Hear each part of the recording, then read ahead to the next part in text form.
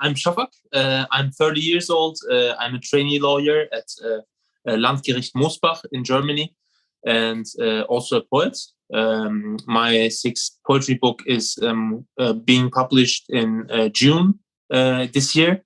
It's called Raumlehre, Lärmraum. And together with Thuy, we participated in Expedition Poesie, which is a poetry exchange scholarship sort of thing between Melbourne and Heidelberg this year. That's me. Thank you, Şafak. What's the English translation of your poetry collection that's coming out? Raumlehre, Lärmraum. I would translate it as like space emptiness, noise space, and it's kind of a wordplay because it has similar, I think, sounds in both words, and it's playing with the words also. Okay, so I'll just quickly introduce myself. My name is Thuy On. I'm based in Melbourne. I'm a critic and a writer and an editor and also a poet. I have two poetry collections, one that was published 2 years ago that's called Turbulence and looks like this, if you can see that. And the one that was published last year is called Decadence and looks like this. And they're both being published from the University of Western Australia Press. And so I'm also, one of the poets as part of this expedition poetry exchange, which was all very new to both of us. So we didn't really know what we were expecting. So it was quite difficult, but challenging, but also quite rewarding. Şafak, do you want to talk about? I think you're going to read one of my poems first. We can start with that, and then we'll swap over. Hyphenated. Hyphenated, yep. Yes. So why did you write hyphenated, Thuy? Well, okay. So maybe you can say some things about it, and then I'll read it in German, and it will be captioned in English afterwards. So Hyphenated is a poem about identity and representation. I was born in Vietnam, but I came to Australia when I was about 6. So the hyphen in the title is a symbol of the cultural ties between the two countries. But it's also a poem about the unrealistic expectations placed on an Asian woman and the stereotypes that she has to endure when she grows up in a white Western society. So it's very much quite an autobiographical, personal poem. And it has a bit of a sting in it as well. It's me being quite sarcastic in a way, but there's truth in between it. So, hyphenated. Toll, thank you. Mit Bindestrichen. Kognitive Dissonanz ist eine asiatische Frau, gezwungen, das besondere Fort ihrer Großmutter zu tragen, in ihrem lauwarmen Blut, um auf Abendempfängen zu beeindrucken und Nachhilfe zu erhalten für Seiten und Zahlen. Eine Treibhausorchidee ohne Brise von draußen. Eine arglose, unbewandert in den Weisen der Männer, die sie zum größten Teil für ihr Klein sein wollen. Das Winden ihres Cheongsams, die flatternden Finger, dann Reglosigkeit, Bambustaille und Seerose in Gleichmut, leckbares Karamell auf deren stämmigen Brüsten. Jeder liebt eine glückliche Migrantenstory, vom löchrigen Garnelentrawler zur Jahrgangsbesten. Eine Schicht Jade gefangen im Staub der Ahnen, gefördert zu werden und geruppt bis zum Glanz, muss sie sich einen Weg bahnen, um ihren Wert zu beweisen. Thank you, Şafak. It's just exciting to hear your poem in another language. It really is, even though you don't really understand what's been said. I think it's quite an exciting thing. I think that was one of the good things about this expedition poetry exchange. We don't really get to talk to other poets in different countries. Poets or writers, we're very lonely. You get stuck in your own little room. And usually if you talk to people at all, it's obviously people in the same country. So this was something that I thought was a really interesting experiment, because it was an experiment because we didn't really know how things would run. How did you find it initially, Şafak? What were your impressions? Yeah, no, agreed, Troy. I think it's an exhilarating experience because normally we're already restricted in our little like poetry bubbles in our national like poetry scene, and inside of this poetry scene, like poets are already alienated somewhat from society, and like we're sort of the linguistic weirdos who like word experiments and try to sell their unique like creations, which the mass of the people wouldn't want to buy. But like projects such as Expedition Poesie in this sense are marvelous because we get to reach out from between like continents in our case, and we are like seeking a voice on the other side, and there is a person who feels very similar, and she was also in her own restricted seeming environment, and it also shows us this is also an illusion when we reach out and we communicate. Many like frontiers and distances apart, we can reach like a new synthesis, a new results, and I think this is really exciting. Yeah, but the thing is, you and most of the German poets have an advantage over the English-speaking ones because you guys know 2 languages.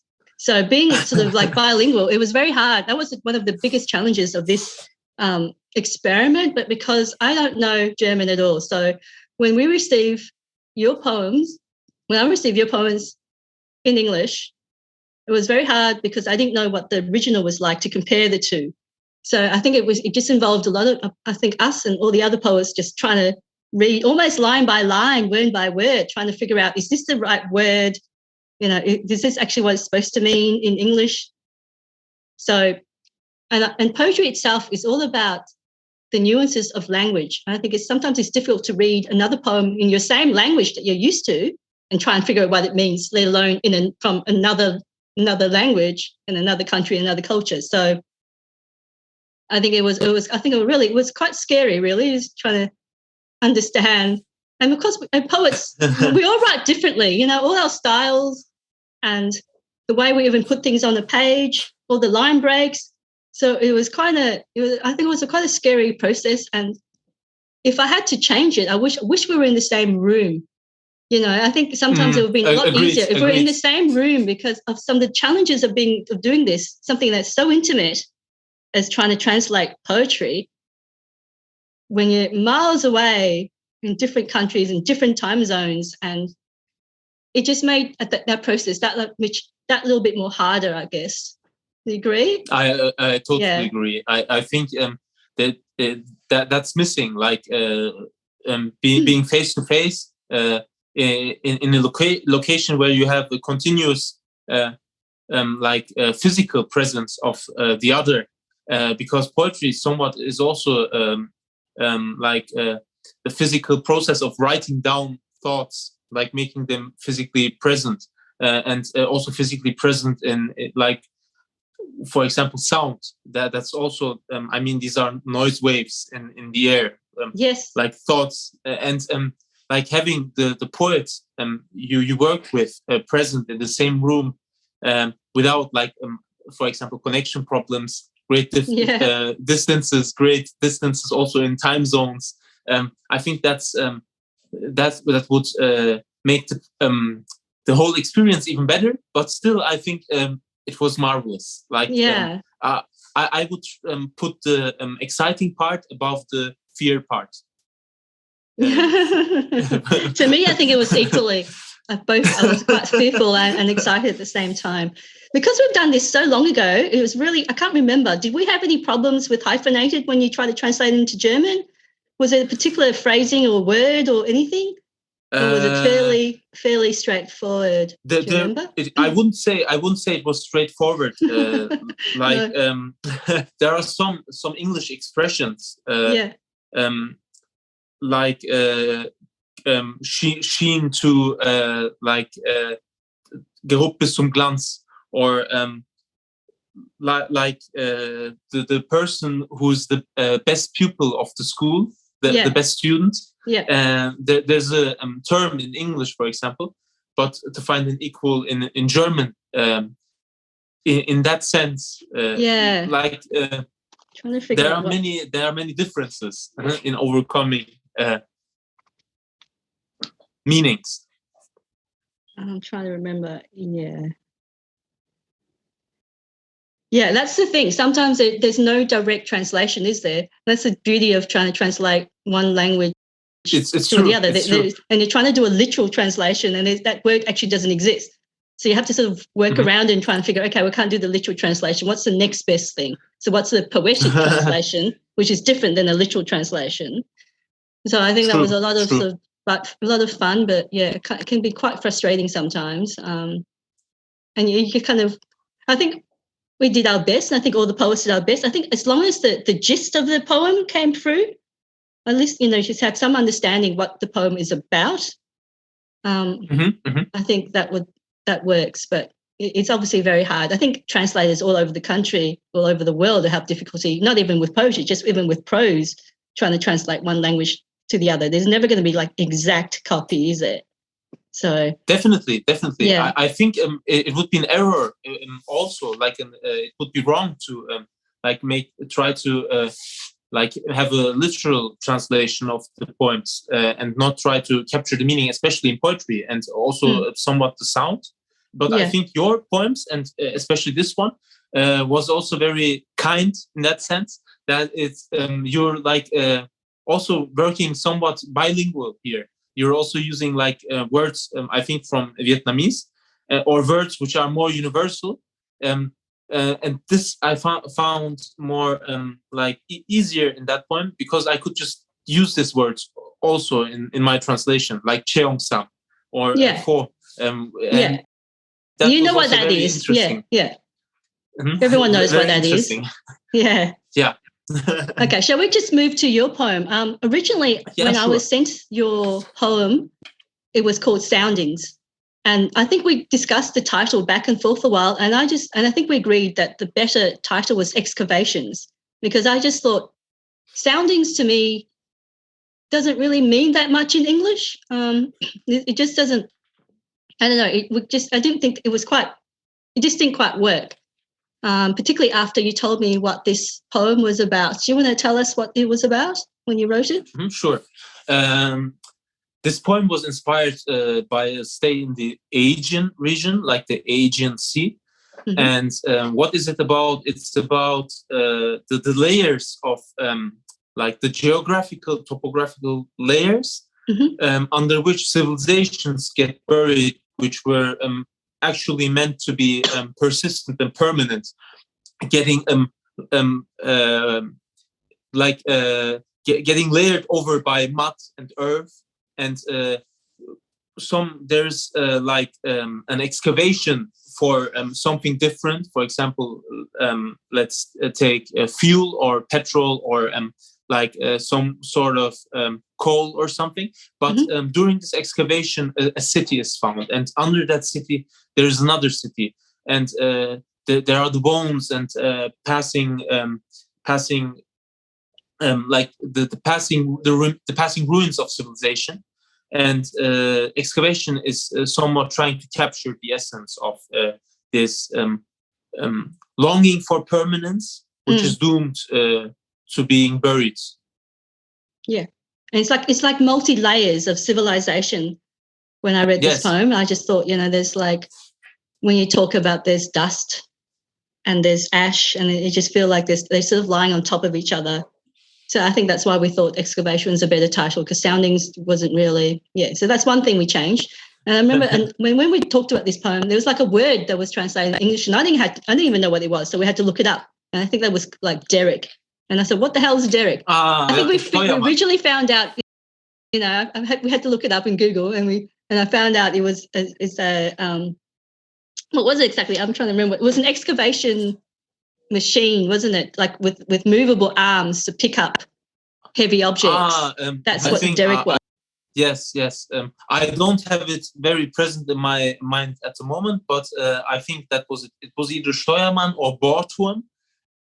Yes. Mm-hmm. Yeah, so it's an excavation machine to pick things up, a heavy object. But yeah, when I just read in English, and I just had no idea. I think we had we had like a couple of minor changes to this poem, but it wasn't like a huge. It wasn't. I think it was a couple of words that didn't quite make sense in English, so we changed it. But I think on the whole, it just was as it was when it was sent to me. So let's just read this now, and hopefully I'm reading it correctly. So this is Şafak's poems called Excavations. People, people, green lilies float at the bottom. People are alone. Alone the people stay. Green hedgehogs in the dive. Dust, ash and earth have become a new skin for you, town. New people came and they found skin bad. Town, skin, you, naked, shameless. Found bad, you. Time was a mason. Market cries, whispers of the living and dead. Distant prayer, crumbled to rubble, or omens. Ages washed you in light like clay. Looking they found not what was lovely, what was symphonic, without dust and ash and earth. To you a steely skin, a concrete pillar glass. They planted, they. Market cries resounded again of the living dead. Distant prayer of automats. On the bottom of old harbours, yours. Lilies, hedgehogs, greening. The derrick approaches, the steersman. Alone are people. Only they remain. People, people. I think it's quite melancholic, this poem. When I read it, I just thought it was very, the tone of it, it just felt, I don't know, it's quite sad and melancholic. I can't even talk properly. All of these layers, this sense of history and nostalgia. And, there's green things, but there's also dust. So it's a combination of living and dead. And as one of the lines said, the living dead. So I thought it was quite evocative and atmospheric. So I hope the translation in English didn't sort of stuff up the German too much. So, no, I'm satisfied.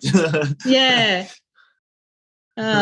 Is this poem going to be in your collection, Şafak? This one had been published already. Oh, great. But will it be published in your new book?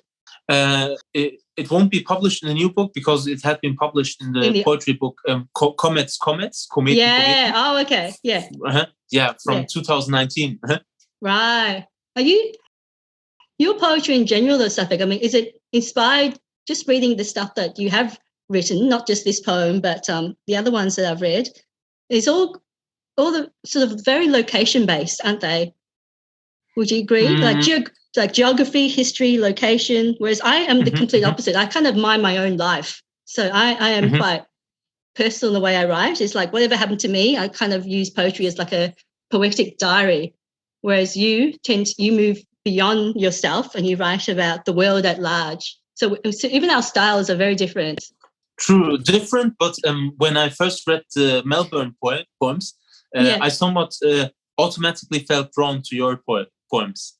Yeah, why? There was a very intense wordplay, and richness of vocabulary, and some sort of in intensity coming out of your words. Also between languages, and there was also some sort of alienated sense, like trying to define yourself in this society, in this majority society somewhat. And I felt immediately drawn to it, like going your really own great. way. Yeah.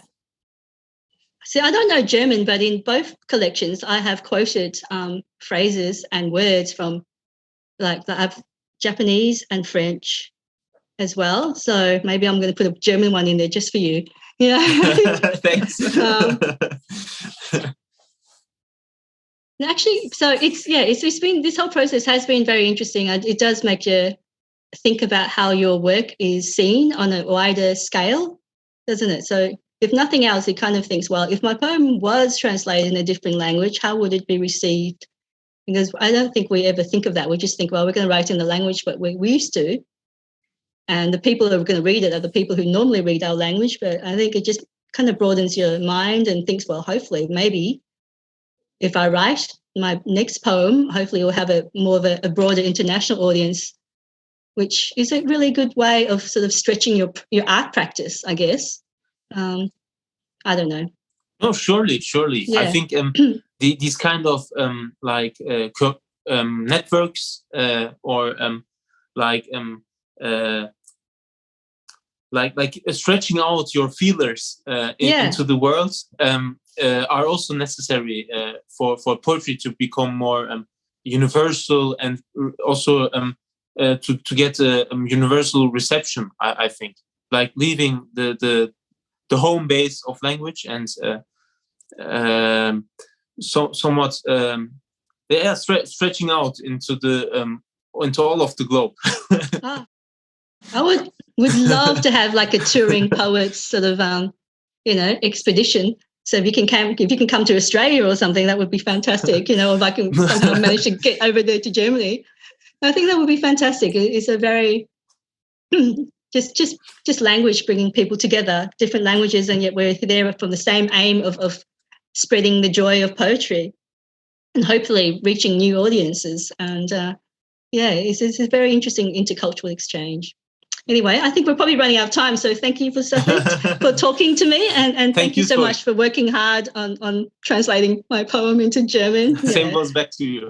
Okay, thank you. And that's so Expedition Poetry Exchange. Would totally recommend. It was very, very challenging, but I don't think it was. Challenges and rewarding in the same measure, I think. Maybe now the excitement and positiveness is stronger than the fear. Yeah, now that I think back on it, I think at the time I was so scared. It's like, how are we going to translate this? I don't know any German at all. Who are these people? So I think all the poets have been really warm and lovely to deal with, and because we're all in the same boat, we didn't know what we're doing. So I think we just learned as we went along, and we became more confident. I think right from the start, we were all too scared to change a single word of the translated pieces we were given. It was like, it looks good to me. But as we finally, I think, read it through and spoke to one another and became more confident in our friendship and our exchanges, we just felt like we were able to suggest different words. So I think it's been a very interesting and rewarding experience. Mm-hmm. Agreed. Yeah. Okay. Thank you. Hopefully we will talk some other time and maybe one day in the same room. Sure. Okay. I think it will happen. Yeah, I think so too. Okay. Thank you, Şafak.